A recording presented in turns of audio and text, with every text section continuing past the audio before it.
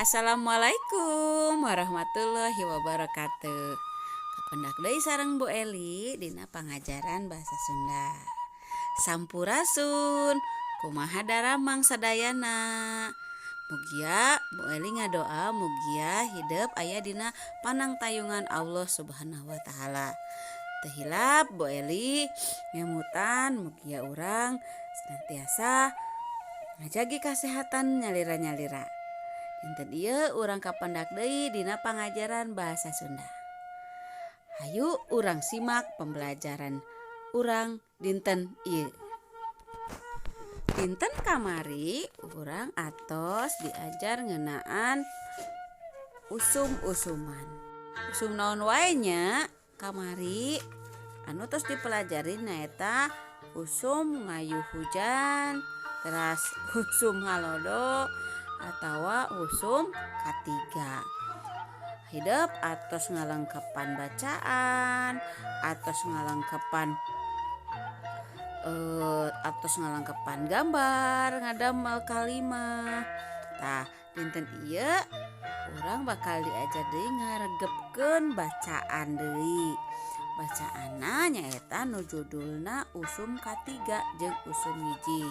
Terus urang bakal diajar deui nyaritakeun gambar ngeunaan usum hujan jeung usum halodo. Tah, di halaman 38 dugi ka 39 aya bacaan nu judulna usum katiga jeung usum hiji. Bu Eli bade diaoskeun nya bacaanana.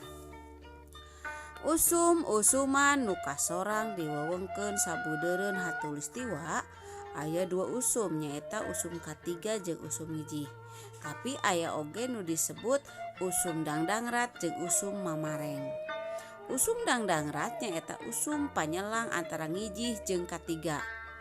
Hujan jeung halodo paselang kakapeungan. Kaayaan alam dina usum dangdangrat sakedeung turun hujan tapi teu lila robah deui jadi garing tur panas. Usum mamareng nyaeta leuwih puguh, hawana geus leuwih tiis, langit mindeung cedeum. Nanyakeun yen moal lila deui bakal datang usum ngiji. Mangsa datang usum ngiji, hujan dimimiti ngecrek ampir unggal poe hujan turun. Sakapeung mah ti isuk-isuk tepi ka sore hujan teu eureun-eureun. Mineng oge kajadian hujan ngagebret sapeupeting. Datangna usum hiji mawa berkah keur para patani. Kuturuna hujan pagawean tatanin bisa dimimitian. Bisa mitembean ngagarap sawah, macu lahan kebon, oge leuwih babari lantaran taneuhna riduh kahujanan. Tapi salian mawa berkah, usum hujan oge bisa jadi mamala. Hujan nu ngagebret teu eureun-eureun ngadatakeun caah di mana-mana. Kulobana caah nu asup karena walungan, balukarna walungan pinuh caina ngagulidag malidkeun sakur barang nu aya di sapanjang patempatan nu kaliwatan. Di sababaraha patempatan nu aya di sabudeureun walungan, kajadian banjir geus jadi langganan pikeun warga nu nyicingan. Mineng oge kawartakeun aya kajadian taneuh urug, rempag atawa longsor nu ngabalukarkeun warga nu kena ku eta musibah katalangsara kapaksa kudu ninggalkeun pamatuhan kudu ngungsi ka tempat nu leuwih aman. Sarua jeung usum ngiji, usum katiga oge mawa berkah keur kahirupan. Dina usum katiga loba kagiatan nu bisa dipilampah lantaran teu kahalangan ku datangna hujan. Barudak bisa ulin di buruan sarupaning kaulinan nu mikabutuh patempatan nu lega. Bisa jongjon dipilampah. Tapi dina usum katiga oge loba kajadian nu matak tu genah. Tatanen loba nu bangkar lantaran kagaringan. Loba nu tutuwuhan nu lalayu teu kaala hasilna. Walungan moletrak sumur saraat warga masyarakat nu nyicingan patempatan nu leuwih luhur. Nyorang kasusah lantaran hese cai keur kaperluan sapopoe. Tah, Bu Eli atos dibacakeun ieu bacaanana. Pancen keur hidup nyaeta di eusian nomor 2 na dumasar kana bacaan nu tadi ku Bu Eli tos di bacakeun. Tinggal jawabanna aya dina bacaan usum katiga jeung usum hiji. Contohna nomor hiji, usum naon wae nu kasorang dina wewengkon khatulistiwa teh. Nah, di dieu aya wewengkon khatulistiwa aya dua usum, nyaeta usum katiga jeung usum hiji. Tapi aya disebut juga usum dangdangrat jeung usum mamareng. Berarti aya 4 usum nu disebutkeun dina bacaan teh. Nah, kumaha ngartos carana tiasa pangintennya. Ituna ditulis jawabanna dina buku tugas jawabannya aja nomor A dugi kajet nya. Tah urang tinggal deui halaman salajengna nyaeta ngeunaan nyaritakeun kaayaan nu dina gambar dumasar kana kajadian nu kungsi kaalaman ku hideep. Di dieu aya 2 gambar nyaeta gambar usum hujan jeung usum halodo. Dina gambar teh aya jalmi anu keur kahujanan nyandak payung. Terus aya nu keur naek motor. Tah ku hideep caritakeun jieun minimal 3 kalimah anu nyaritakeun eta gambar. Contohna misalkan poe Senen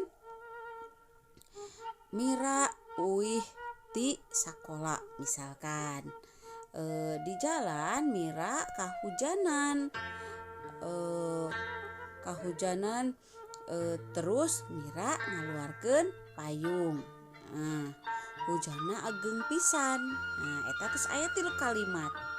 Kalimat teh nyaeta diakhiri ku titik. Janten sakalimah teh aya subjek, aya predikat, aya objek.